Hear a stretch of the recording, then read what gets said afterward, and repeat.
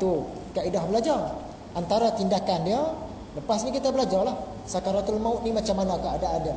Apa benda yang aku kena sedia untuk hadapi sakaratul maut?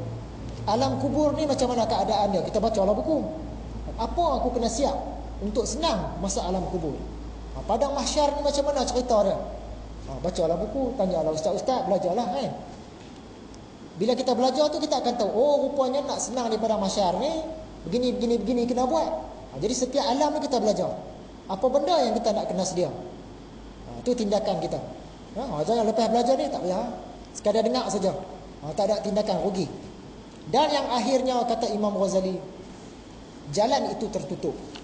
Kita ulang lagi. Imam Ghazali kata akhirat tu di depan, dunia tu di belakang. Ajal mati tu dekat, perjalanan tu jauh, bekal tu sedikit, bahaya tu besar, jalan tertutup. Kenapa Imam Ghazali cakap jalan tertutup?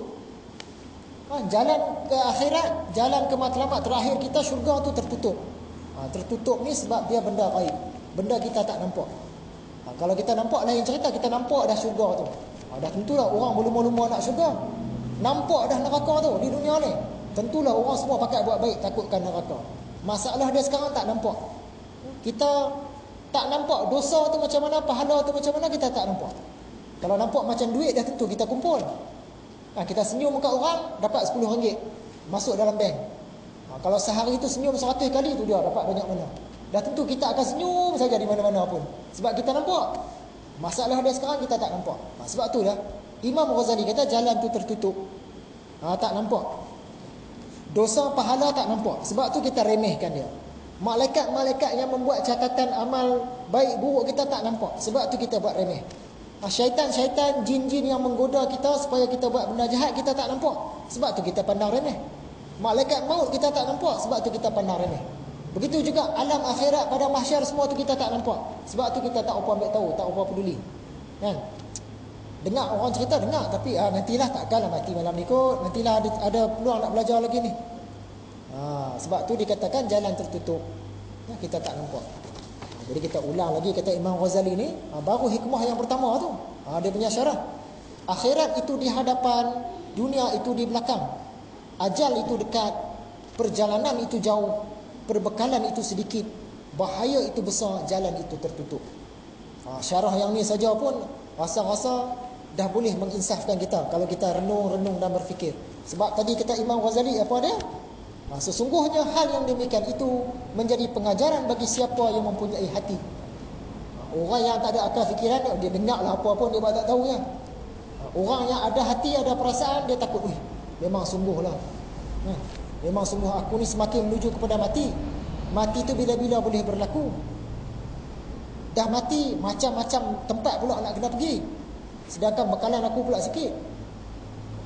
Jadi mulai hari ini aku nak ubah sikap. Aku nak tingkatkan ilmu agama, nak tingkatkan amal, nak tambah, nak lonjakkan iman aku. Tu ada tindakan.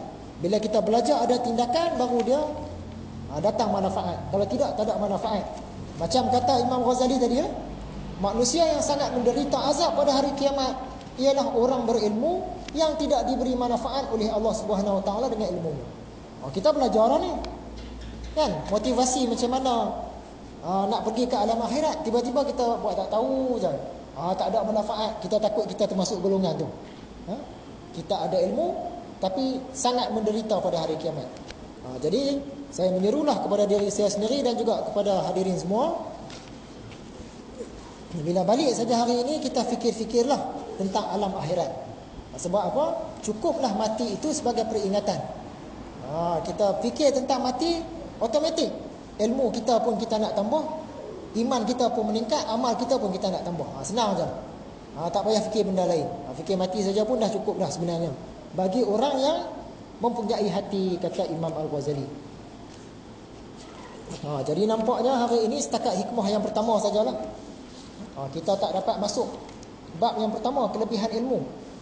Cuma di awal tadi saja kita ada sentuh tentang kelebihan orang yang datang ke majlis ilmu.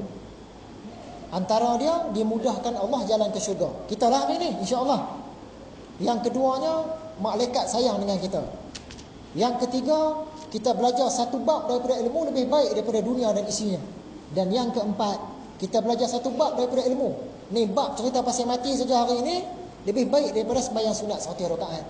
Orang yang sembahyang sunat 100 rakaat di rumah tak boleh lawan kita yang duduk di sini, insya-Allah. Kemudian tadi kita ada sentuh 4 jenis pujian.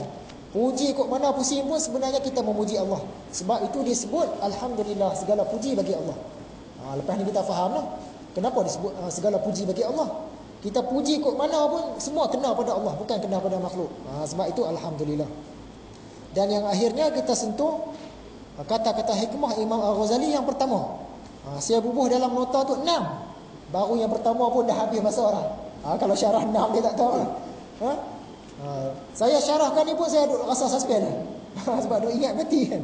Rasa suspend lah. Baru hikmah Al-Ghazali yang pertama. Jadi rasanya sekarang itu saja. InsyaAllah dalam kuliah akan datang kita sambung lagi. Kita sambung lagi. Ada apa-apa persoalan? Ni lebih kepada motivasi lah ni. Ilmu tasawufnya dia motivasi diri kita. Kita fikir tentang mati tu kita lagi bersemangat. Kalau tak ada apa-apa, sekarang itu sajalah. Wabillahi taufiq wal hidayah. Assalamualaikum warahmatullahi wabarakatuh.